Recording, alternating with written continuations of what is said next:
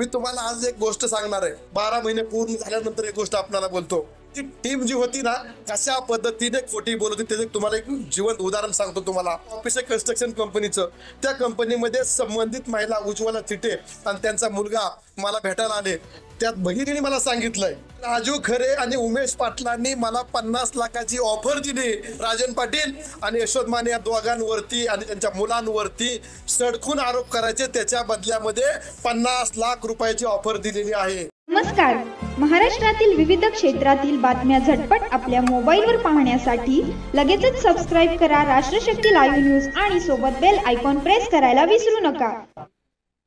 तुमचंच नाही परंतु पूर्ण मतदारसंघामध्ये भूलथापा पाडणारी माणसं राजनजी पाटील मालक यशवंत माने यांच्यावरती चुकीच्या पद्धतीने आरोप करण्यात ते यशस्वी झाले आणि त्यांच्या आरोपाला मतदार सुद्धा भुलले गेले.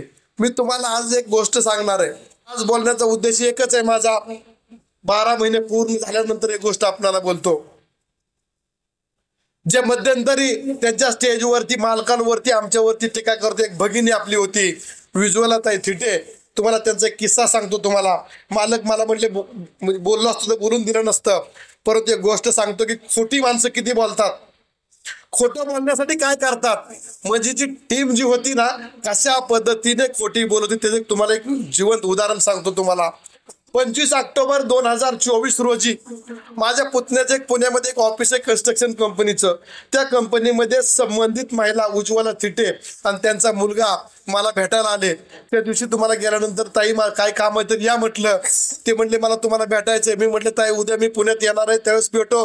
माझ्या पुतण्याचं एक ऑफिस आहे त्या ठिकाणी या. त्यांना ॲड्रेस पाठवला. ते 4च्या दरम्यान माझ्याकडे आले.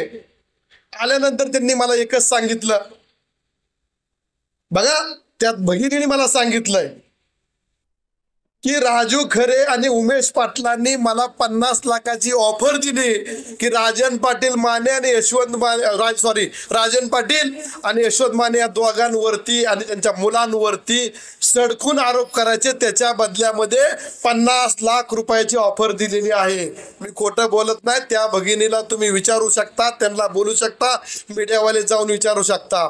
मग मी म्हटलं तुम्ही माझ्याकडे कशासाठी आला. ते म्हटलं तर तुमच्यावरनी काय बोलायचं म्हणून आलंय की तुम्ही मला काहीतरी द्या, मी तुमच्यावर बोलणार नाही. मी म्हटलं आता तुम्हाला काय देऊ, माझ्यावर बोलायसारखं हायच काय तुमच्यावरती. पण ती म्हणली काय बोलणार, बोलण्यावर काय असतंय म्हणली, पुढची माणसं ऐकतात म्हणली काय जरी नसेल तर. मग मी म्हटलं चला ऐकून घेऊ या महिन्याच्या डोक्यामध्ये काय विषय. या सुज्ञ जनतेने ज्याच्या डोक्यावर केस नाहीत त्या डोक्यातल्या माणसांनी त्यांना असं सांगितलं की 50 लाख रुपये देऊन 1 महिना फक्त आमच्या स्टेजवरती या आजी माझी आमदारावरती आरोप करणे.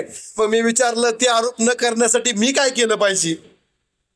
त्या भगिनीने सांगितलं माझ्या मुलासाठी एक नवीन करकरीत इनिवा गाडी द्या आणि ती इनिवा गाडी पुढे चालवण्यासाठी अकाउंटवरती 10 लाख रुपये मला पाठवा. बघा खोटं सांगत नाही, मीडिया समोर चालू आहे. विठ्ठलाकडे तोंड करून सांगतो यशवंत माझी खोटं कधी बोलत नाही. आणि 1 वर्षानंतर बोलतोय. याच वेळेस जर मी बोललो तुम्ही म्हणला असता एखाद्या महिला भगिनीची तुम्ही इज्जत काढताय, तिच्यावर तुम्ही आरोप करताय. आता कुठलं माझं निवडणूक नाही, माझं इलेक्शन नाही. मी तुम्हाला 1 वर्षानंतर सत्परिस्थिती सांगतो की खोटं बोलणारी जी टीम आहे आणि खोटं असणाऱ्या गोष्टी पैसे देऊन विकण्यासाठी लावणारी ही माणसं आहे. त्या भगिनीला 50 लाख रुपये देऊन लावलेले आहे. तुम्हाला सांगतो तुम्ही मीडियावाल्यांनी त्या भगिनीला जाऊन विचारायचं की आमदार यशवंत मानेंच्या ऑफिसवर तुम्ही गेलता का, तुम्ही ही डिमांड केली का, तुम्ही या ठिकाणी 50 लाखाची तुम्हाला ऑफर आली होती का, ते तुम्ही विचारून घ्या. अशा पद्धतीचं राजकारण या मोहोळ मतदारसंघामध्ये केलं गेलं आणि या अशा चुकीच्या भूलथापाला आपण खरं समजलं गेलं. बघा मी ज्या 2 गोष्टी सांगितल्या त्या 100% बोललेलं की नाटाळ चौकडी जी येते ना ह्यांना बंद करायचं काम करून टाका. आणि हा पैसे देऊन आरोप करायला होतोय किंवा स्वतः बी आरोप करतोय. आणि तुम्हाला मीडियावाल्याला सांगतो तुम्ही लगेच माझं भाषण झालं मालकाचं भाषण त्या भगिनीला फोन करायचा आणि यशवंत माने बोलला ती खरं आहे का खोटं एवढंच विचारायचं.